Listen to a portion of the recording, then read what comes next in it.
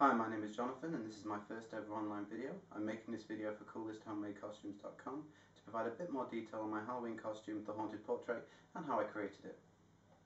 So let's have a look at the costume itself. Here it is. As you can see, it is quite bulky, but it's quite lightweight because it's mainly made of cardboard and paper mache. The costume has no real supports, it just slips over the head. As so, and balance is basically on top of the head, so you can carry it around, but you can also slip it off if it gets a bit too heavy. The best bit about the costume is of course the decapitation bit. Now you can either just grab to the side the frames at the bottom here, or you can actually conceal your hands inside and then just pull down, giving a decapitated effect, and then back up.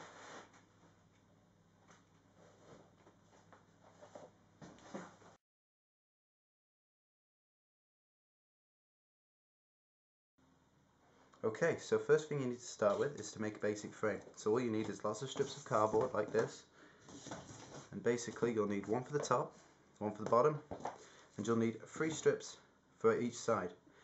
What you do is you glue them together, leaving a channel in the middle, because that's where your frame is going to slide up and down from the base, separating from the top. As you can see, I've created a groove here, and that will help the mechanism slide up and down, which you'll see in how it works in greater detail later. So basically we just need to glue these components together. So now that's dry, that's your top part of the frame done. Just put that to one side and then focus on the bottom. Now I'm going to do this ever so quickly and roughly, but you can obviously spend more time and be more accurate when you make your actual costume yourself, like I was with my main one, but roughly that's got to be there, and roughly obviously leaving a gap there so that when it slides together it's nice and neat and square on that side there. So if we just glue that like that. So now at the top of your frame and the base of your frame are dry, you can already see how these slot together to create the mechanism for the frame moving up and down. So the next thing I want to do is to take a good stiff bit of cardboard. On my original design I used wood, and basically I slot it into this groove here and then into the other groove which you find on the lower part of the portrait. So if I slot that in there like so, and then into this one like that, you can now see we have a basic framework for the frame. Okay, so let's put this to one side for a second, and what we want to do now is we're going to take our template for our frame like that.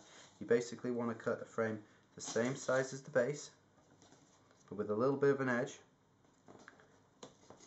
and remembering that the bottom piece of the frame has to cover the bottom part of the frame that is going to drop. So now I'm just pushing the top part of the frame down onto the back, and you can see that our small prototype is already taking shape.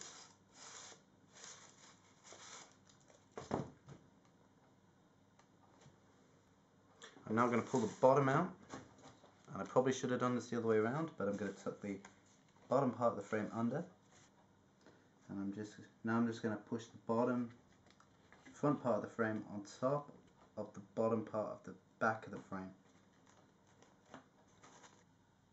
So now we've applied glue to both front parts and back parts and it's dry.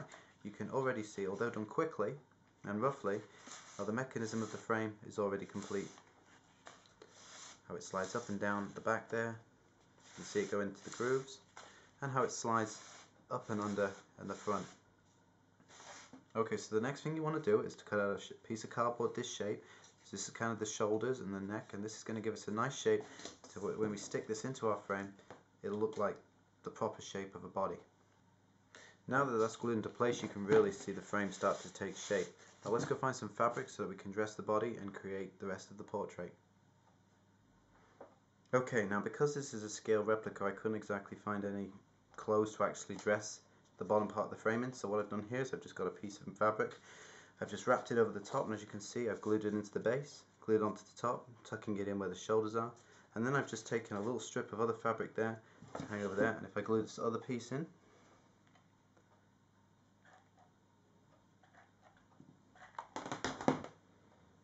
like that, you can see we get a sort of a collar effect. So now that the collar's dry, you can really see the portrait start to take shape. Obviously with my original costume I took a lot more time and dressed it in actual clothes, But I think for just the replica and the time I built this in, this is looking quite good. So now let's look at the back of the frame.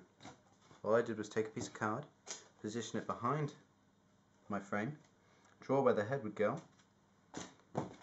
cut out the hole for your head, and now we just need to fix that into position with the glue gun.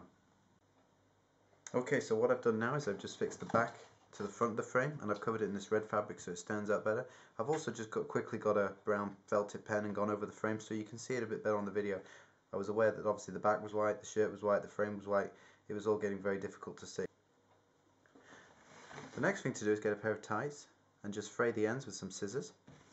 Then we're going to just pull down the frame, and we're going to stick this into position where the neck would be left if the body was actually decapitated. So we're just going to put it into position there, and we'll glue it at the back. So there you have a mini working replica of my Halloween costume, the Haunted Portrait. Obviously my head is too small to go in there, but I'm sure you get the general idea.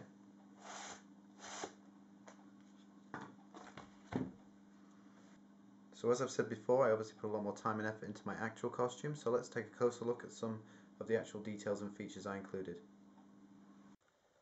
Okay, so here's a closer look at the actual costume. As you can see, one of the main differences is I've dressed it with a real shirt using a glove for the hand, and I've made a knife out of cardboard and tin foil and just painted it with a bit of fake costume blood.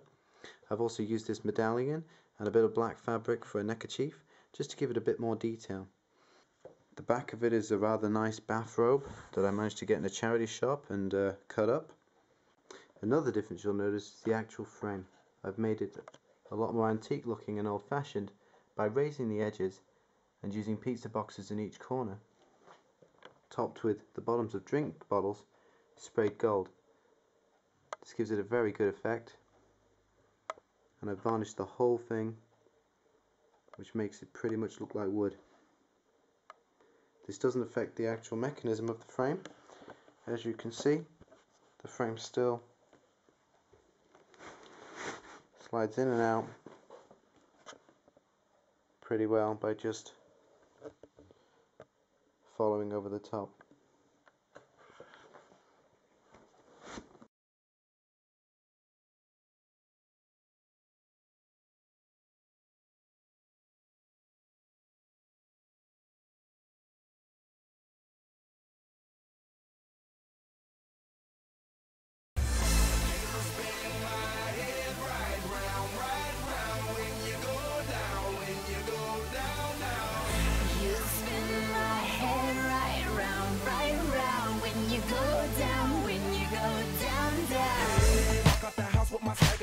With Joe, I got places to go. People to see, time is precious. I look at my Cartier out of control.